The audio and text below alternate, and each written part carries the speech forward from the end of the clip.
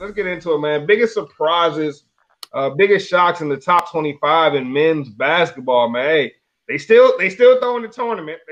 So we're gonna have 64 teams, in very close contact with each other. They don't care about the pandemic. But let's get into it. G, man, what are some of your biggest surprises from this year's college basketball landscape? Biggest surprise is that Gonzaga is like 20-0 in the whole month of January. They were whooping teams by over 30 points. They were averaging almost 30 points a win margin on teams. I was like, God damn. And that's just my biggest surprise. And then my biggest disappointment is going to be not one North Carolina big teams are going to make it to playoffs this year. Not Duke, not the Tar Heels. Oof. Kind of like, what's going on down there? It's crazy, bro. It's crazy. Hey, that boy Jalen Suggs, man, Gonzaga, that boy is the truth, man. He looks like he's top 3 at least right now in my eyes when you're talking about NBA draft. But yeah, man, Duke's not making it. Who would ever thought we would see the day when either Duke or UNC was making the tourney? I think Duke still got an outside shot. They would have to go on a crazy run to end the season, but uphill battle for sure. Scruff Lion, man, I know you big into college basketball, man. Let's hear your biggest surprise thus far. Man, I say my biggest surprise. I'm surprised about 2 things. I'd say first of all, I'm gonna keep it on the positive light before I speak bad about somebody.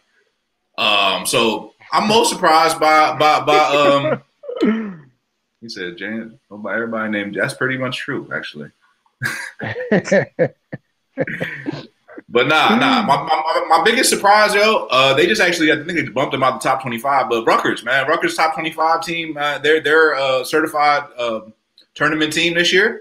I like what the coach is doing. It's going to continue on the conversation of what we're going to talk about in a minute. But I like when teams. I think the landscape of college basketball is changing, and it goes hand in hand with the surprising disappointments for me as well. Because a team like Rutgers has a bunch of guys that were a little bit slept on, unheralded. Guys like Ron Harper Jr. weren't exactly the most heralded recruits, but he's a second-generation player from a dude that played in the pros and played with Michael Jordan. You know what I'm saying? He knows something about the game. You feel me? So dude slept on him, and you bring together a nice little team, and you get them, and you build them, and you age them, and you grow a real team. Crazy concept, right? Especially in the age of one-and-dones. And I think what you're seeing now is the game is starting to adjust itself, right? It's almost like the stock market. It always corrects itself eventually. These one-and-dones jumping around, these programs are building around these one-and-dones, and now they're feeling the wrath because these one-and-dones are coming in, and now you got a whole bunch of dudes that played good, yeah, but now they don't have no chemistry together. Teams that actually had time to build and grow are actually the really good teams. You mentioned Gonzaga. Great team, man. Great team, great program. Guys are in there year in, year out. They're building a real program. Dudes are in there year in and year out. They're not literally out one year and in the next. It doesn't work like that in the pros. You can't keep it that way for that long. The fact that Kentucky's been able to do it for so long is incredible.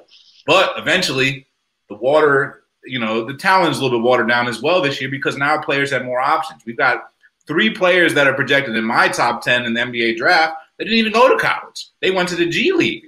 So I think things are evening out. I'm surprised not to see Kentucky or Duke in there, but I think that's the flaw and the correcting of the one-and-done recruiting. I think real teams are going to take advantage this season, and that's what we're going to see in the tournament. A real team is going to win the tournament that actually gelled together for 4 years. Crazy concept, right? Yeah, man. And I think that, we every couple years in the tournament, man, you get one of those teams that you get a Florida Gulf Coast, right?